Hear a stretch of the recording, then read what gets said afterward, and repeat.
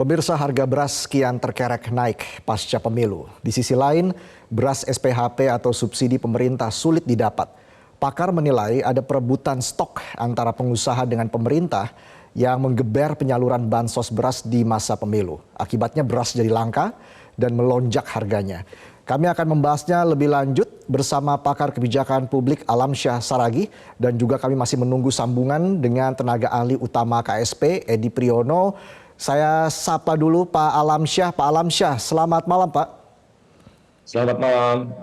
Baik, Pak Alamsyah, apakah memang kaitannya ini sangat kental antara harga beras yang tinggi saat ini dengan bansos yang dirapel pada awal Februari lalu, Pak? Pandangan Anda seperti apa?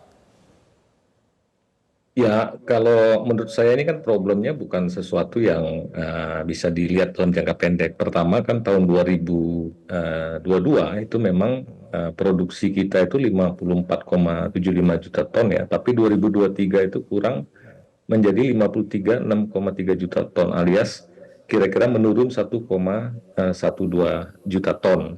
Jadi selisih ada kira-kira 1,1 juta ton kekurangan produksi yang disebabkan satu ada El Nino.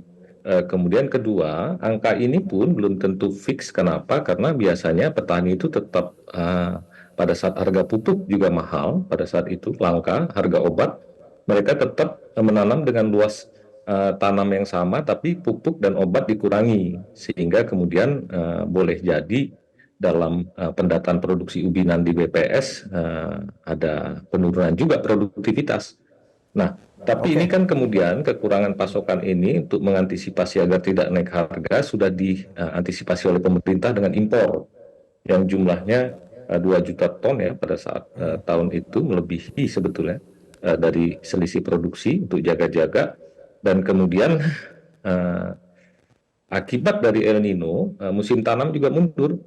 Nah, di awal tahun ini bersamaan juga dengan pemilu, banyak orang menyangka bahwa salah satunya penyebab bansos pemerintah yang suka saya sebut sebagai bansos yang sistemik sudah direncanakan. Tapi menurut saya selisih stok yang tipis ini bukan disebabkan karena belanja bansos pemerintah dari beras impor itu. Justru itu sebetulnya untuk menurunkan harga, tapi ada bansos sporadik dari politisi yang membagi-bagikan bansos ke konstituen ya pada saat pemilu, dan itu menyebabkan semacam terjadi satu tremor di market retail, karena orang membeli di market retail, tidak semua, tapi kemudian di market retail tertentu stok jadi kosong. Nah, problemnya terjadi ketika retail ini juga akan mengisi stok, ada problem lain. Harga beli beras juga sudah tinggi, sehingga kalau mereka mau menjual dengan harga di atas harga eceran tertinggi, kita ingat tahun 2017 kasus begitu. Ya. Artinya pemicunya ini bansos sporadik tadi ya, yang diberikan oleh para caleg seperti itu, Pak? Ya, salah satu menurut saya yang menyebabkan terjadi. Jadi jangan dianggap bansos yang dari pemerintah, karena itu sudah direncanakan, sudah diprediksi ya, dan sudah biasa dilakukan tiap tahun. Tapi soal dirapel tadi seperti apa, Pak? Ya. Soal dirapel, bansos dirapel pada awal Februari. Rencananya kan bansos mau dirapel, tapi kan tidak jadi ya, Presiden juga sudah bilang gitu ya, karena ribut kemarin. Jadi dia kemudian kembali normal. Kalau itu tidak masalah, masalahnya stok kosong di retail market gitu ya, harga tinggi, sehingga kemudian dilakukan operasi pasar yang kalau kita lihat antrian di pasar-pasar gitu ya, itu adalah operasi pasar yang dilakukan oleh Bulog. Tapi retail modern juga kosong. Kalau mereka beli harga tinggi, sehingga kalau mereka jual di atas harga HET. Nah, kalau di atas harga eceran tertinggi, mereka takut karena nanti mereka bisa digerebek kayak kasus beras maknyus itu oleh polisi gitu ya. Sehingga mereka memilih untuk membiarkan stok kosong. Itulah yang terjadi kericuhan, di mana orang merasa bahwa wah, terjadi kelangkaan ini. Tapi sebetulnya Bulog juga sudah mulai mengantisipasi dengan mengirimkan beras-beras untuk retail gitu ya. Nah, ini adalah situasi temporer yang juga harus kita jaga, jangan sampai terjadi panic buying. Pak Alamsyah? Ya, karena kan Bappenas sebelumnya memperkirakan stok beras di awal tahun secara nasional itu kan mencapai 7,3 juta ton, sementara rata-rata konsumsi nasional di kisaran 2,5 juta ton per bulan. Sebenarnya dari segi hitungan itu stoknya cukup. Jadi yang menjadi biang kerok begitu, anomali harga beras dan kelangkaan beras saat ini menurut Anda apa, Pak Alamsyah? Stok yang 7 juta ton itu tidak, itu kan stok yang ada di market ya menurut saya. Sementara kita kan sudah lihat tahun lalu kan produksi turun. Jadi juga jangan salah juga melihat ketika Bappenas bilang stok 7 juta ton itu kan yang ada di pasar, dikonsumsi, kebutuhan juga kita tinggi. Kalau katakanlah 2,5 juta, ada selisih stok itu karena beras itu kalau ada kelangkaan sedikit harga naik. Jadi stok tipis menurut saya di market ya secara keseluruhan.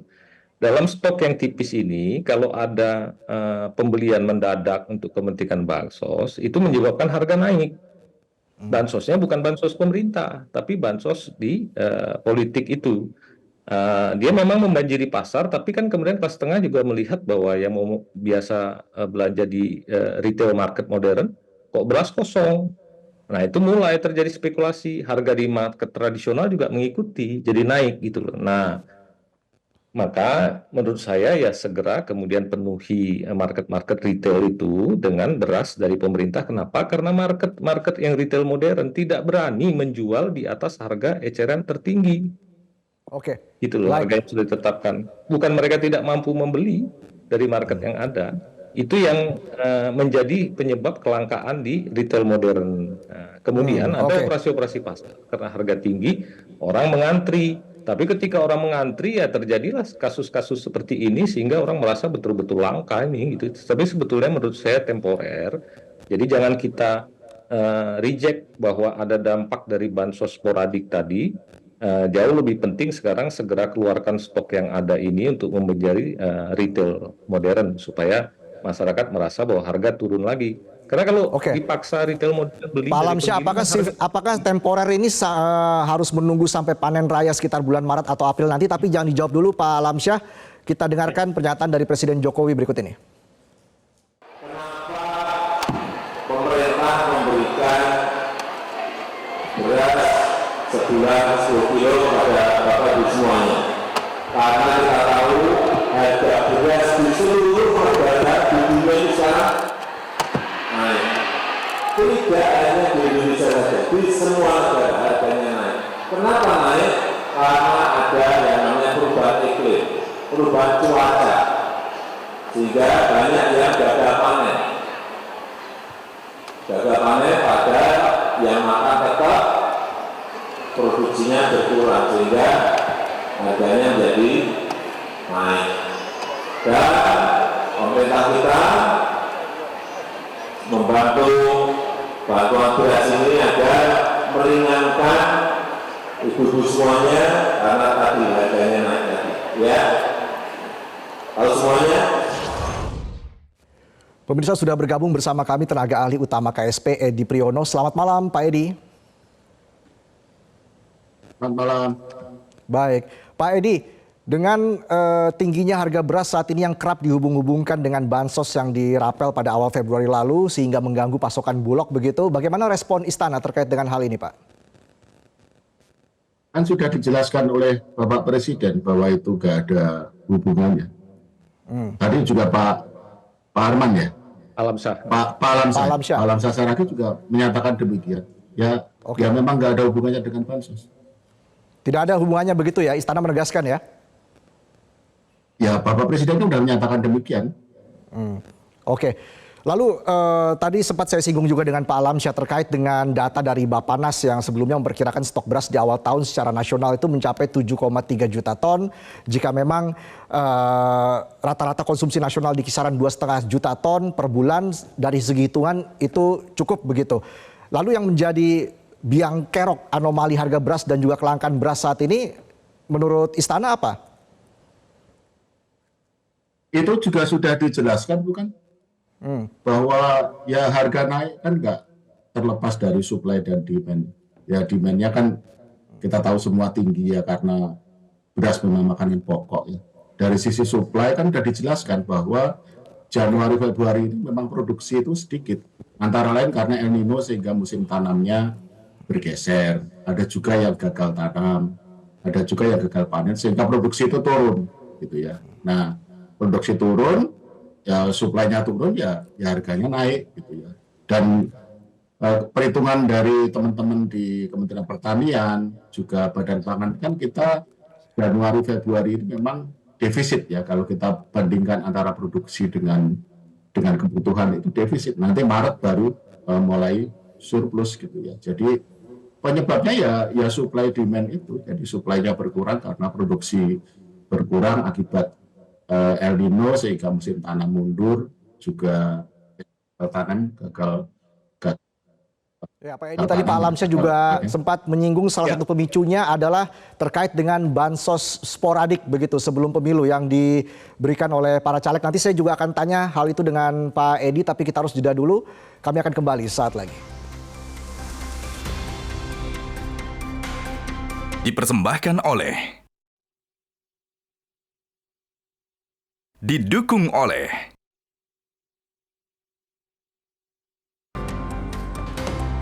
Baik, saya kembali berbincang di sini bersama dengan Pak Edi dan juga Pak Alamsyah. Saya kembali ke Pak Edi terkait dengan pernyataan Pak Alamsyah tadi, salah satu pemicu harga beras naik adalah karena bansos sporadik begitu sebelum pemilu. Bagaimana Istana menjawab ini, Pak Edi? bansos sporadik yang dimaksud apa ya?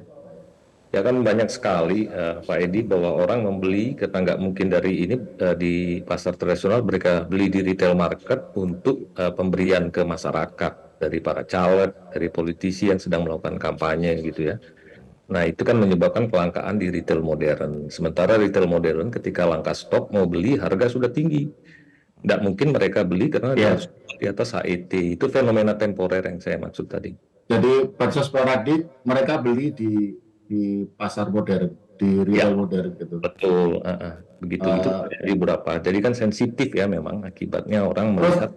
Oke, terus terang kami nggak bisa bilang ya itu benar atau tidak ya, karena justru kalau kelangkaan di retail modern itu kita sudah cek di lapangan memang ada ya. Itu bukan karena itu, tapi tadi Pak Alamsyah sampaikan kok, karena penjual tuh ragu menjual karena harganya mahal kan, sudah di atas HET.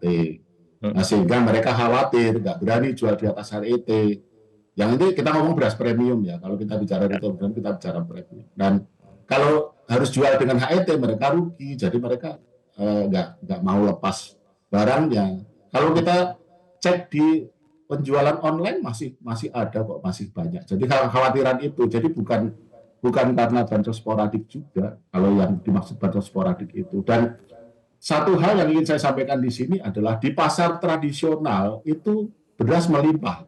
Pasar tradisional termasuk juga warung-warung ya. Jadi itu berarti untuk beras medium ya. Jadi yang langka dalam arti sulit ditemukan itu hanya beras premium di retail modern, dan itu sudah ada kebijakan untuk segera memasok dengan beras SPHP. Tapi tentu saja ini perlu waktu karena kan basisnya harus permintaan nih Pak, atau pemirsa dimanapun Anda berada ya. Jadi basisnya kan harus permintaan dari retail modern sudah dipenuhi oleh Bulog gitu ya. Tapi kalau dikaitkan sekali lagi dengan bansos sporadik, kalau itu saya kira tidak ya.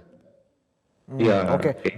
Baik, Pak Edi, yang juga menjadi pertanyaan publik adalah ini menyoroti soal mitigasi pemerintah yang terkesan lemah ya, hingga akhirnya harga beras mencetak rekor baru. Padahal ini kan sebenarnya sudah dibahas pemerintah sejak tahun lalu. Berdasarkan data dari BPS, pemerintah sebenarnya sudah punya hitungan begitu akan terjadi defisit beras akibat musim panen raya yang mundur dari Januari menjadi Maret hingga April. Respon Istana seperti apa, Pak Edi?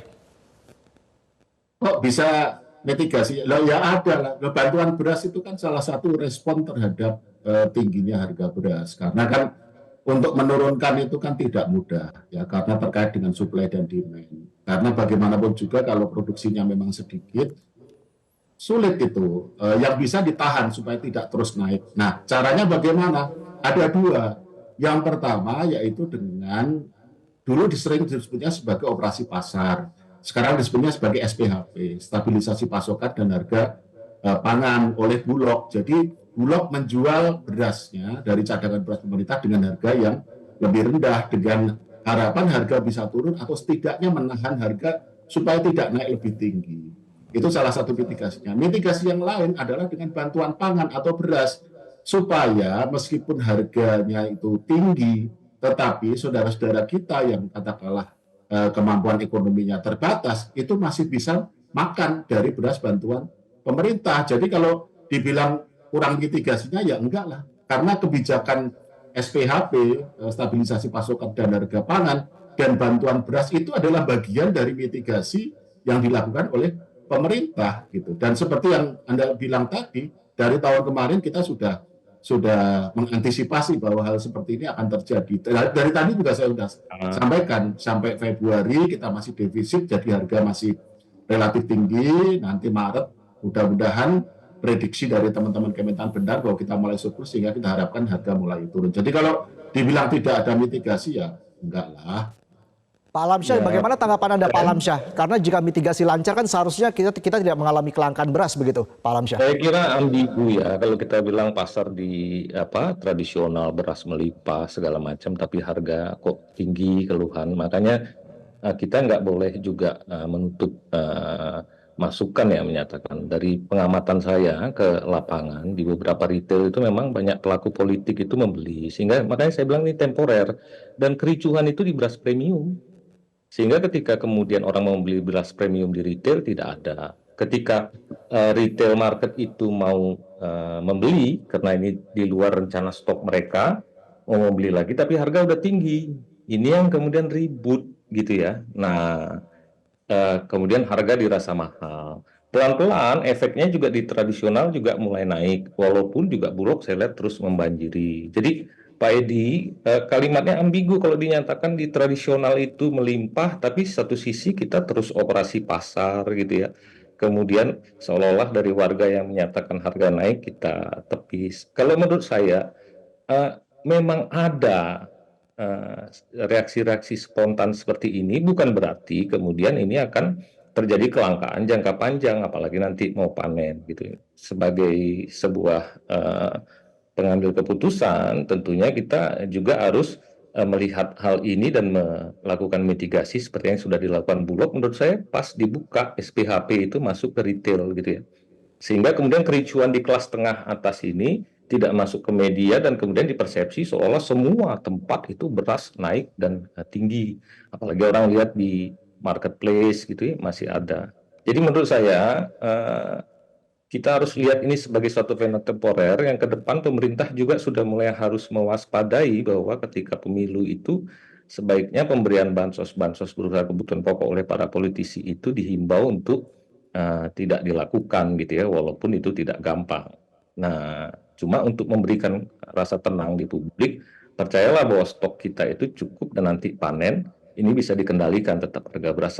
Di gudang Bulog juga masih cukup kok untuk pengendalian harga beras. Yang paling penting kita melihat itu apa adanya. Jangan kemudian kita tutupi ketika ada efek-efek negatif temporer. Itu sih saran saya Pak Edi, kalau boleh memberi saran ya kepada pemerintah. Boleh dong Pak, sudah pasti boleh. Baik, jadi Pak Edi, sebenarnya faktanya seperti apa? Apakah memang pasokan beras kita cukup karena kita akan memasuki bulan suci Ramadan, lalu juga akan panen raya yang diprediksi bulan Maret, akhir Maret ataupun bulan April begitu. Bagaimana fakta di lapangan Pak Edi? Cukup.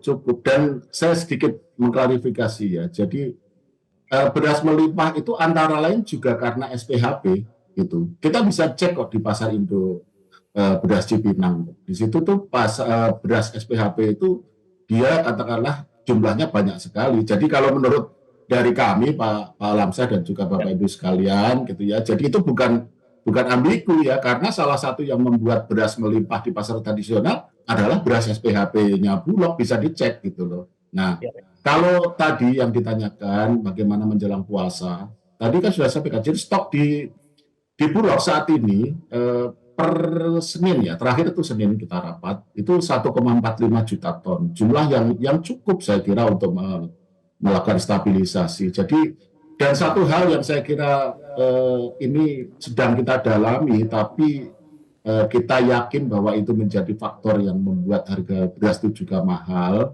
itu adalah biaya produksi di tingkat petani yang juga meningkat.